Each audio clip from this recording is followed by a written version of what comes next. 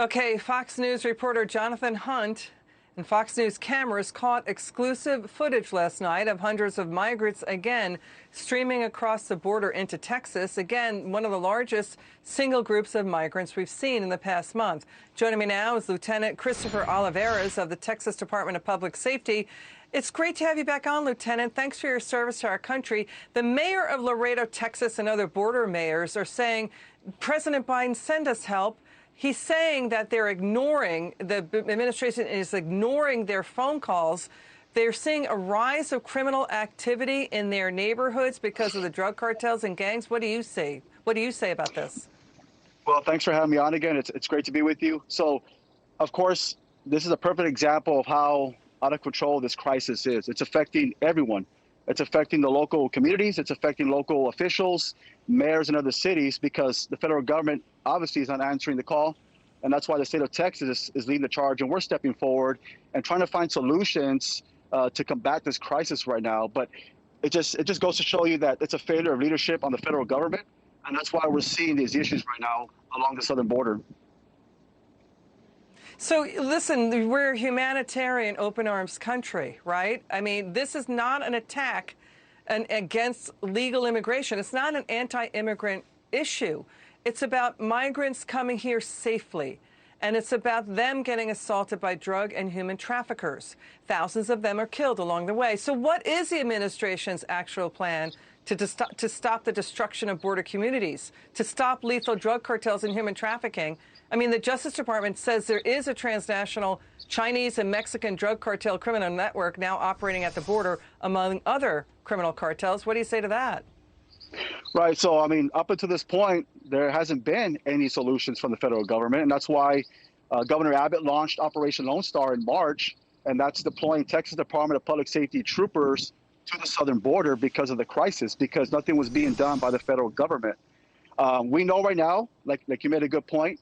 Of course, if migrants want to come across, we want them to come across safely, but they're coming into contact with vicious cartel members on the Mexican side who have control over them, who are profiting off of them. And not only that, but then you have the human smugglers that are smuggling these migrants further inland. And we just in the past week, within 6 days, our DPS troopers have investigated 3 fatality crashes involving migrants because of these human smugglers who have no regard for the safety of these migrants that they're transporting. It's all a network. It's a network for them. It's a profit for them, and they're going to continue profiting off this current crisis right now, just as long as there's no policies in place to prevent this from happening. So there has to be it's a multi-billion-dollar industry. It's like a Fortune 500 company. Here's a question for Dr. Fauci, the NIH.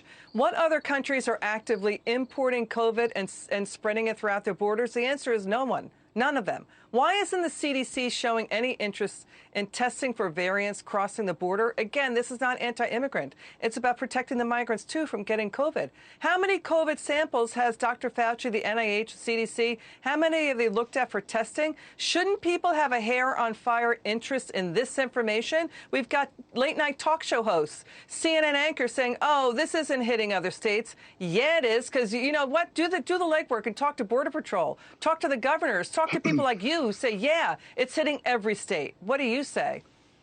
And it is. You're right. I'm here right now, actually, at the park in Mission, Texas, at Ansel Dewis Park, where the city has put up that temporary tent structure for the migrants that are positive for COVID.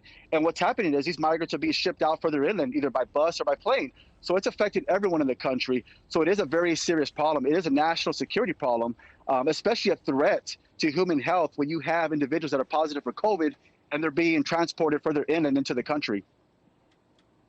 You know, Lieutenant, you're doing great service for our country. What would be your message to those out there who say that the border is a challenge and that it's under control?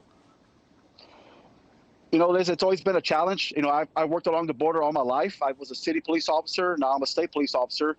And we've always had issues along the border, whether it be, you know, illegal immigration, narcotics, weapons, currency, you know, cartel members. But we haven't seen it to where it's at right now. By far, it's historic. There is a serious crisis at the border. And like you mentioned, cartel members are operating on the U.S. side. So it is a national security threat to our country. Lieutenant, again, Christopher Olivarez, thanks for your service. Good to have you on. Come back soon.